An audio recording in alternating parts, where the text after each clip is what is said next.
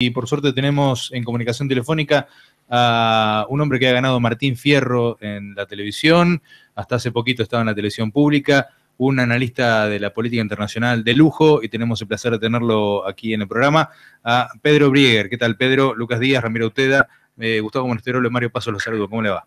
¿Qué tal? Un gusto conversar con ustedes. Muchas gracias. Bueno, lo que comentábamos recién, ¿no? Esto del juicio político a Dilma, ¿cuál es su mirada, cuál es su análisis y cuál puede ser el impacto para toda América Latina, no solamente para Brasil? Miren, en Brasil hay realmente una situación muy particular, porque en octubre de 2014 Dilma Rousseff salió reelecta, ganó en segunda vuelta, y prácticamente desde ese momento, desde que asumió el 1 de enero de 2015, la oposición que había perdido, encabezada por Aécio Neves, pidió su cabeza y decía que tenía que renunciar. Esto no se da todos los días, que aquellos que pierden una elección casi inmediatamente digan que se tienen que ir aquellos que ganaron. Y comenzaron a trabajar para eso, comenzaron un proceso de destitución de Dilma Rousseff. Y esto lo vine señalando en mis columnas en el noticiero de la televisión pública, en diferentes artículos, en el seguimiento en Nodal, el portal que yo dirijo sobre América Latina y el Caribe. Y el eje era este, que vienen diciendo que la quieren destituir. Y además lo decían abiertamente, sin ningún tipo de tapujo. Lo decía Aécio Neves, que había perdido las elecciones, lo escribía y lo decía. Dilma se tiene que ir, lo decía Fernando Henrique Cardoso, expresidente del Brasil y del mismo partido que Aécio Neves. Dilma tiene que renunciar, y comenzó una campaña que tenía tres patas, o yo lo definí en un artículo como que había tres pinzas: una pinza mediática, una pinza jurídica y una pinza política. El objetivo de destituir a Dilma. No lo lograron el año pasado, y cuando Lula este año dijo que él iba a ser candidato a la presidencia en el 2018, comenzó, o podemos decir arreció, una campaña furibunda en contra de Lula, que culminó cuando ni siquiera lo dejaron asumir como jefe de gabinete, que también debe haber muy pocos precedentes en el mundo de que alguien que está por asumir como jefe de gabinete es impedido de asumir por la justicia. Justicia, sí, además manejada por los opositores. Sí, buenas tardes, Pedro. Gustavo Monasterolo le habla, un placer escucharlo. En ese momento lo de Lula apareció también como una injerencia increíble de un poder sobre otro, faltando a tanto que se habla de republicanismo en estas regiones. En ese momento fue realmente casi insoportable ver eso. Y yo le hago una pregunta. En la década del 70, el intervencionismo externo en los países de América Latina se hacía casi explícitamente por parte de la embajada americana, generalmente. Era, digamos, parte de las crónicas, saber qué decía la embajada. Aquí hubo hechos en Brasil, como por ejemplo las escuchas en la propia Casa de Gobierno en su momento, que luego determinaron elementos que hoy son usados como fundamentos para destituir a Dilma o para denostarla permanentemente. Las causas por esa inexplicable injustificable intervención en la propia, en las escuchas, que creo que Snowden es que denunciaba de esto, no ha avanzado judicialmente en Brasil. Son cosas que una justifica a la otra, pero no se han investigado.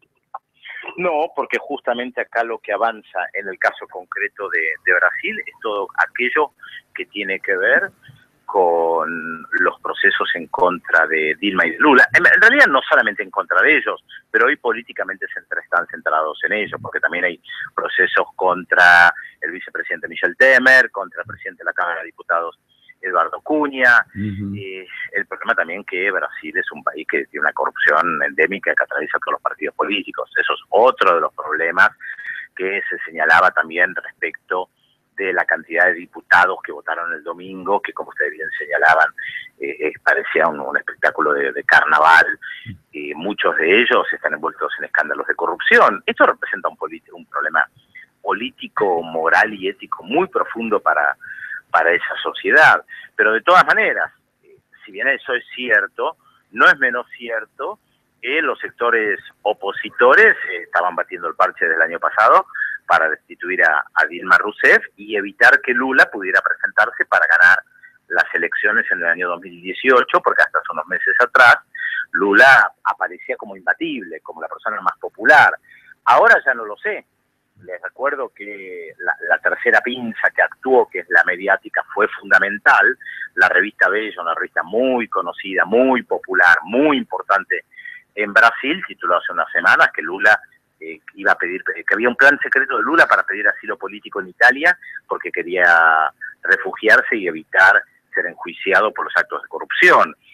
Como en Brasil hay tantos escándalos de corrupción, se pone todo en la misma bolsa y al final el público ya ni entiende cuál es el juicio, por qué es el juicio, es por el petróleo, es por lo que se llamó mensalao, es por corrupción, es por desvío de fondos, todo queda tan turbio, tan entremezclado, que además hay que agregarle, por supuesto, algunas declaraciones de políticos el domingo, que a mi juicio fueron muy esclarecedores para mí. Fue muy gráfico ese debate el domingo a la noche, cuando algunos decían abiertamente, fuera Dilma, fuera Lula, fuera el PT, porque a mi juicio esa es la esencia de lo que estamos viviendo.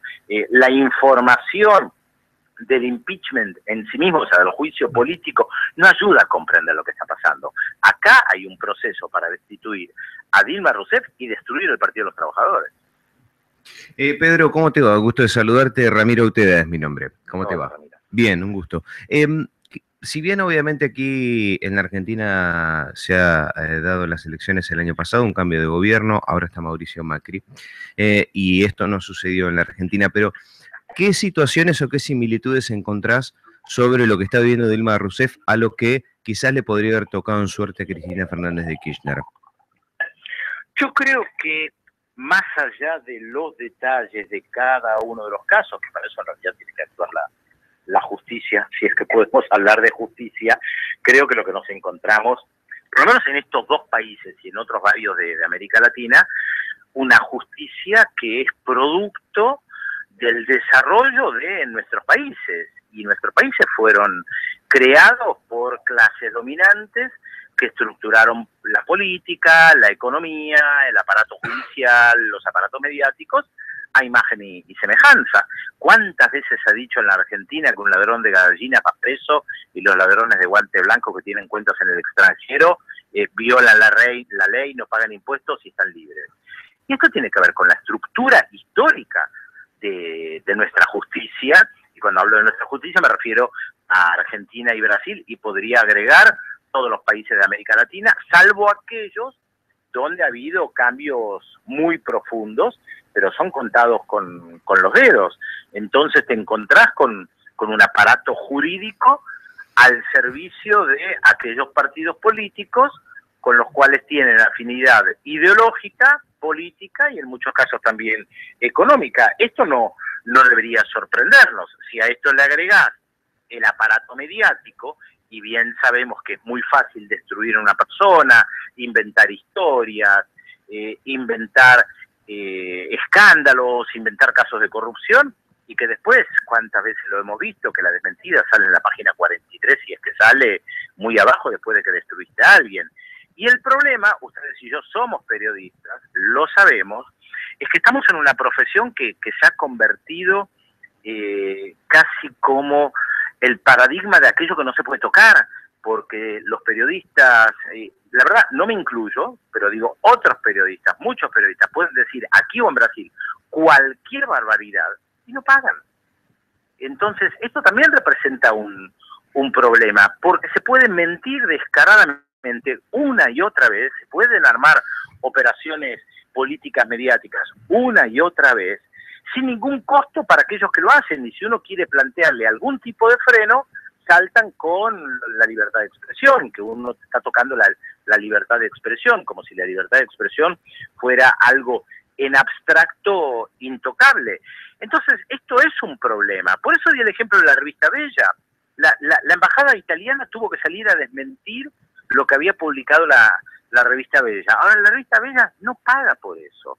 Digo, no paga políticamente, no paga jurídicamente, en lo sumo algunos dejarán de leer la revista, pero tiene un impacto muy fuerte sobre otros medios de comunicación que lo reproducen, y entonces los grandes titulares de la televisión son muy claros. Lula se quiere escapar porque obviamente metió la mano en la lata y bueno, si no quiere afrontar un juicio se tiene que exiliar. Era un disparate, pero bueno, lo dijeron. Buenas tardes, Pedro. Mario Paso te saluda. Te consulto, en tu opinión, ¿qué cuestiones económicas, o habrá alguna nueva orientación económica, digamos, porque no es un hecho que se explique solamente por cuestiones políticas? Me parece que hay cuestiones económicas detrás que hacen que el juicio y la salida del PT y de Lula y de Dilma se aceleren. Sí, estoy de acuerdo con lo que vos decís, y de hecho un editorial del diario O Globo de ayer lo refleja claramente cuando habla de los mercados y cómo los mercados ya se ponen contentos con un cambio de gobierno, e incluso le recomiendan a Michel Temer, una vez que asuma, seguir las políticas de Mauricio Macri en la Argentina. Esto está claramente explicitado en el editorial de O Globo. Y lo que pasa que por más que el PT haya aplicado políticas neoliberales, por más que el PT tuviera un economista neoliberal, el establishment político económico que históricamente dominó el Brasil no confía en ellos, porque no son del palo, como se dice habitualmente. No puede confiar en un partido que nació de los sindicatos, que nació de la teología para la liberación, que nació de los sectores pobres y que todavía sus raíces las tiene en esos sectores, por más que pongan un economista neoliberal. Porque es verdad que Brasil lleva adelante políticas neoliberales, pero nunca olvida el tema de las raíces. Y esto para determinados sectores económicos implica una profunda desconfianza, ni que hablar del contexto regional, porque Lula podía aplicar políticas neoliberales, pero se abrazaba con Chávez y con Kirchner.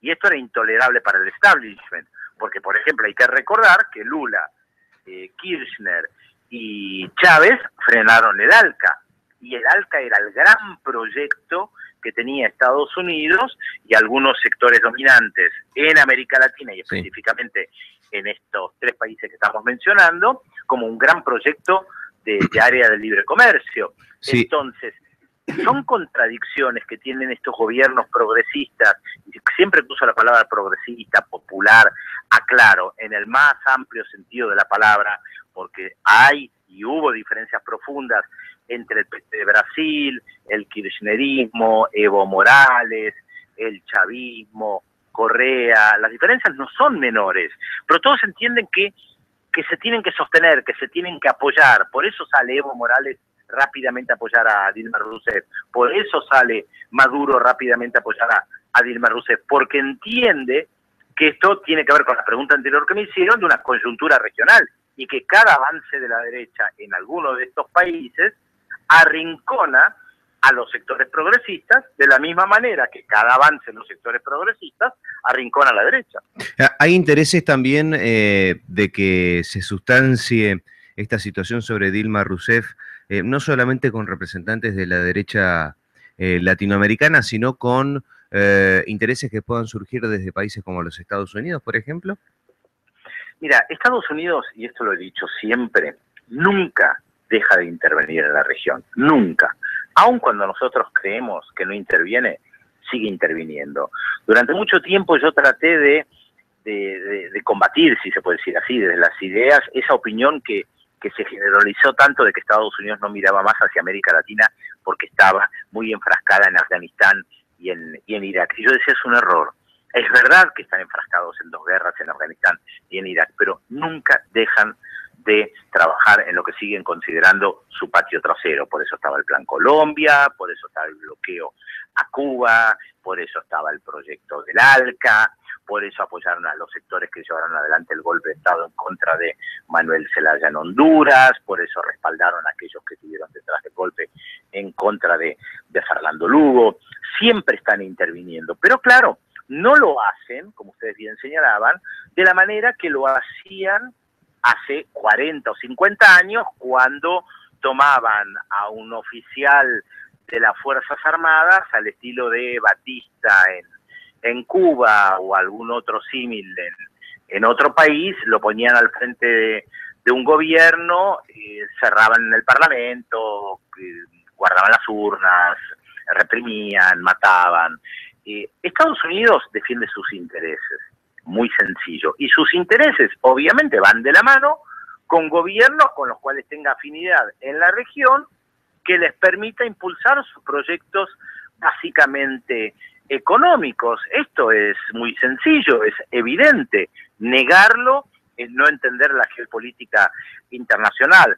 Ahora, de ahí a decir que hay una gran conspiración de los Estados Unidos, que todo se mueve en el Departamento de Estado, yo creo que también es un error.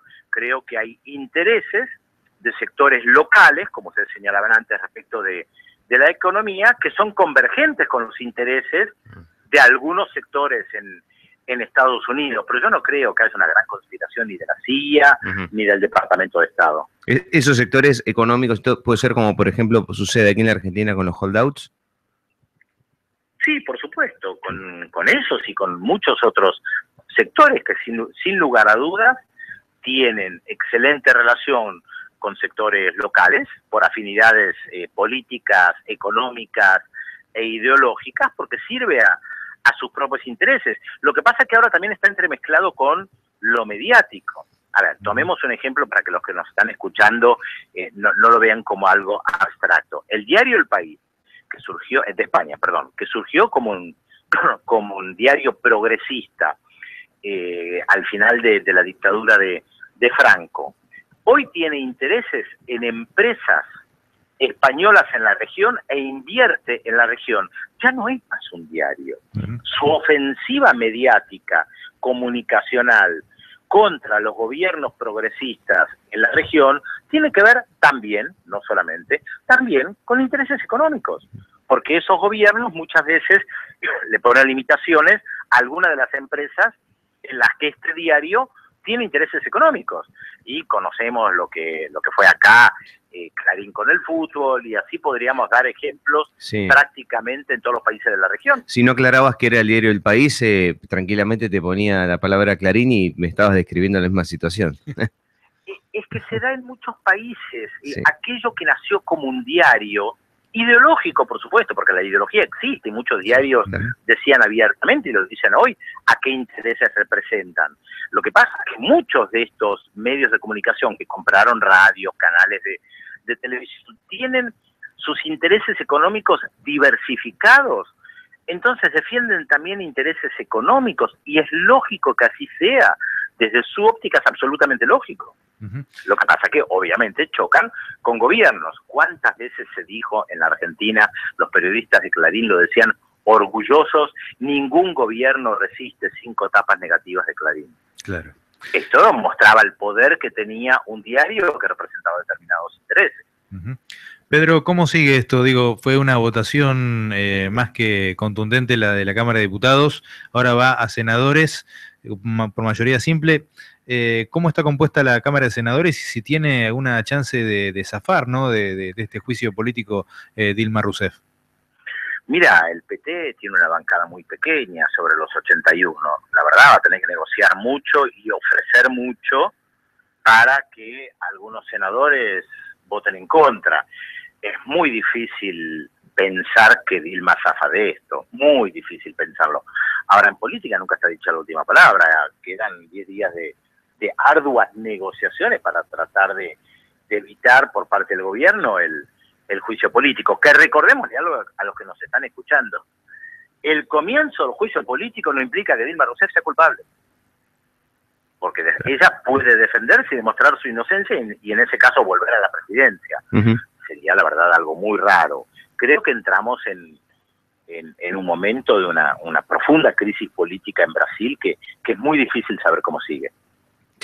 Pedro, consulta, y separando un poquitito de esta situación, y lo digo quizás como en representación de la gente que nos está escuchando y sigue tu trabajo, sobre todo en el caso mío particular, la verdad que hace muchos años siguiéndote por la TV pública y sobre todo los fines de semana, bien temprano, para enterarnos, como de esta manera estás haciendo con nosotros, de las noticias y lo que pasa en el mundo. ¿Qué podemos esperar ahora de aquí en adelante en cuanto a tu persona? Digo, no estás más en la TV pública, para mí es algo extraño no poner la TV pública y verlo a Pedro Brigger, la verdad es algo raro. ¿Cómo tomaste todo este cambio y qué nos podés contar respecto a tu futuro profesional? ¿A dónde te vamos a ver o a dónde te vamos a escuchar? Mira, lo tomé con Dolor por un lado, porque son 12 años de trabajo ininterrumpido en el noticiero central de la televisión pública, donde yo hablaba de política internacional. Creo modestamente que aporté un grano de arena para acercar la política internacional a la población. 12 años es mucho tiempo, y además hablar de muchísimos temas, desde Chile, el mundo árabe, las revueltas en Francia, en España, en Grecia, temas que no era habitual tratar en la televisión argentina, salvo cuando hubiera algo de violencia. Yo creo que lo que traté de hacer fue analizar, mostrar un poco más en profundidad lo que pasaba en el mundo y no quedarme solamente con las imágenes de violencia. Y es realmente paradójico que un gobierno que dice que quiere acercarse al mundo, que sostiene que el país estuvo muy alejado del mundo, saque del noticiero central de la televisión pública justamente a quien se dedicaba a hablar de lo que pasaba en el mundo. Es una paradoja. Pero me quedo con el placer, la alegría, el orgullo de saber que la gente seguía mis comentarios, como vos bien lo dijiste. Yo no trabajo para un jefe de noticias, para un gerente de noticias, yo no trabajo para un director de un canal, yo no trabajo para un ministro, estos van y vienen. Yo trabajo en la política internacional hace varias décadas, solo hago eso en el periodismo. Los que me conocen saben, yo solamente me dedico a la política internacional, y la satisfacción de que la gente me para en la calle, me reconoce, que considera que el trabajo mío en la televisión pública ha sido importante, poder hablar de política internacional, de poder acercar temas a veces tan áridos y de repente descubrir que, bueno, pero esto se puede entender, no es tan complejo como lo plantean otros. Y yo sigo trabajando en otros lugares, sigo trabajando en la CNN, una vez por semana tengo mi columna de política internacional en la CNN, que justamente me contrataron por mi trabajo en la televisión pública, vaya paradoja, paradoja para algunos. Tengo este portal de noticias que nació hace más de 2 años, que se llama Nodal, y que es la primera vez que hay un portal de noticias dedicado a la información de América Latina y el Caribe. Estoy en el programa Marca Radio con Eduardo Aliberti los sábados, y en muchos otros espacios, y ahora tal vez con un poco más de tiempo para responder a entrevistas que me hacen en muchas radios, que antes estaba tal vez un poquito más limitado por mi trabajo. Pedro, te agradecemos por el contacto, muchísimas gracias, y gracias por clarificar la situación con Dilma y con Brasil. Gracias a ustedes, y con gusto seguiremos conversando en otro momento.